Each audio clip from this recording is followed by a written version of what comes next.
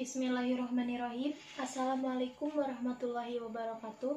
Nama saya Mita Putri Dianti, NIM 31118010, kelas 2A Farmasi. Materi mengenai interaksi obat dengan uji laboratorium.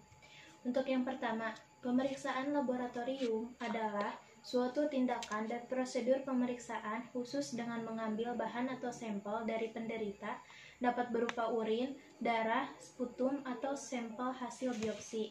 Selanjutnya, tes rutin dan non-rutin. Yang pertama, panel demam untuk mengetahui penyebab demam. Yang kedua, panel check-up kesehatan bertujuan untuk mengetahui kualitas kesehatan secara umum, baik yang menyangkut fungsi organ maupun keadaan metabolisme.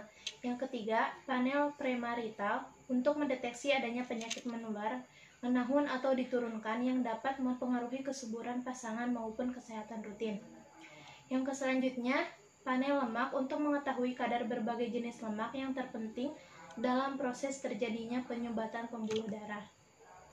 Selanjutnya yaitu panel pengolahan diabetes mellitus untuk memantau hasil pengobatan atau mendeteksi faktor risiko komplikasi diabetes mellitus.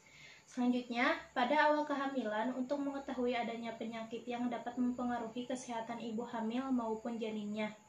Terakhir, panel TORCH untuk mengetahui adanya infeksi dan status kekebalan terhadap parasit, Toxoplasma, virus rubella, sitomegalovirus, dan virus herpes tipe 2 yang dapat mempengaruhi janin. Beberapa tes laboratorium yang sering dilakukan. Yang pertama, tes darah lengkap. Tes ini mengukur tiap komponen dalam darah. Tes darah lengkap sangat penting karena beberapa jenis obat-obatan dapat menyebabkan rendahnya jumlah darah merah atau darah putih, yang kemudian dapat menyebabkan anemia atau kelainan darah lain. Tes ini mengukur jumlah sel darah putih, hemoglobin, hemotoksit, dan platelet dalam darah. Dengan menggunakan tes ini, jumlah sel darah putih yang tinggi dapat berarti tubuh melakukan perlawanan terhadap infeksi yang tidak terdeteksi. Jumlah sel darah merah yang rendah dengan hemoglobin dan hematoksit bisa jadi merupakan anemia akibat konsumsi obat, dan jumlah platelet yang rendah dapat mempengaruhi pembekuan darah. Yang kedua, screening kimia darah. Tes ini untuk mendeteksi infeksi atau efek samping obat. Salah satu fokus terpenting dalam tes ini adalah monitorisme hati. Hati merupakan organ tubuh penting karena hati membantu memproses obat-obatan, dan karena obat-obatan ini menuntut lebih banyak dari hati, ada kemungkinan terjadi toksisitas hati yang dapat mempengaruhi kesehatan umum. Albumin, alkalin, fosfat, dan bilirubin juga perlu dimonitor untuk memastikan hati Anda bekerja dengan baik. Fokus penting lain adalah untuk memonitor tingkat lipid jantung. Tes ini membantu memonitor kolesterol, LDL, HDL, serta trigliserida. Selanjutnya yaitu macam-macam uji laboratorium. Yang pertama ada alkalis fosfatase yang terdiri dari obat AINS dan paracetamol.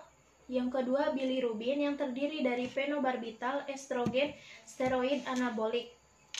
Yang ketiga glukosa, atenolol, kortikosteroid, golongan glukortikoid.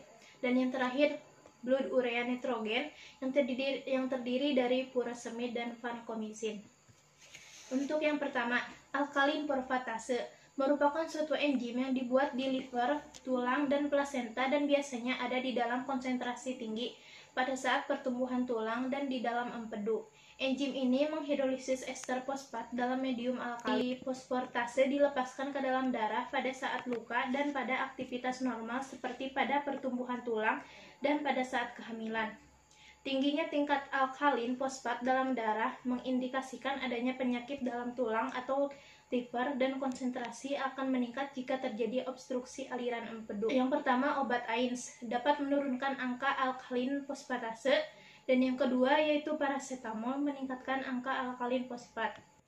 Yang kedua yaitu bilirubin. Bilirubin merupakan hasil akhir metabolisme dan secara fisiologis tidak penting, namun merupakan petunjuk adanya penyakit hati dan saluran empedu. Pembuangan sel darah merah yang sudah tua atau rusak dari aliran darah dilakukan oleh empedu. Selama proses tersebut berlangsung, hemoglobin akan pecah menjadi bilirubin. Untuk obatnya yang pertama fenobarbital dapat menurunkan kadar bilirubin, dan yang kedua estrogen, steroid, anabiotik dapat meningkatkan kadar bilirubin. Selanjutnya yaitu glukosa. Untuk obat-obat yang mempengaruhinya terdiri dari atenolol.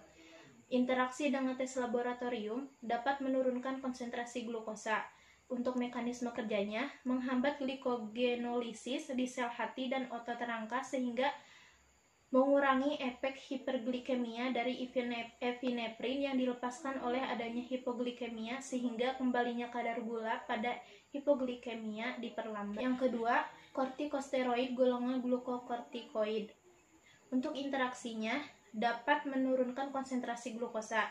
Untuk mekanisme kerjanya, meningkatkan gluconeogenesis dan mengurangi penggunaan glukosa di jaringan perifer dengan cara menghambat uptake dan penggunaan glukosa oleh jaringan mungkin melalui hambatan transporter glukosa. Untuk kadar normalnya 7-20 mg per dl. Selanjutnya yaitu blood urea nitrogen. Untuk obat yang mempengaruhinya, yang pertama yaitu furosemid. Interaksinya yaitu furosemid dapat meningkatkan blood urea nitrogen. Untuk mekanismenya, furosemid adalah obat golongan diuretik kuat yang dapat menyebabkan ekskresi glomerulur sodium dan air yang tinggi 20-30%, sehingga menyebabkan dehidrasi. Jika terjadi dehidrasi, maka aliran darah ke ginjal menjadi berkurang. Yang kedua yaitu vankomisin. Interaksinya yaitu vankomisin dapat meningkatkan blood urea nitrogen.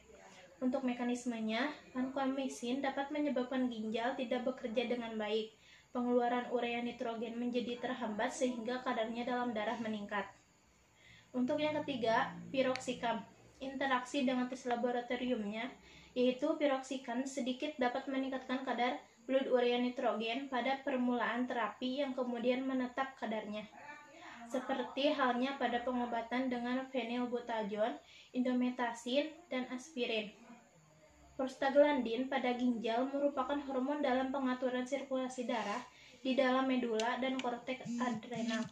Untuk mekanisme kerjanya, penghambatan sintesis prostaglandin oleh obat AINS menyebabkan kenaikan kadar blood urea nitrogen. Sekian yang dapat saya sampaikan. Mohon maaf bila banyak kekurangan. Wabillahi taufiq wal hidayah. Wassalamualaikum warahmatullahi wabarakatuh.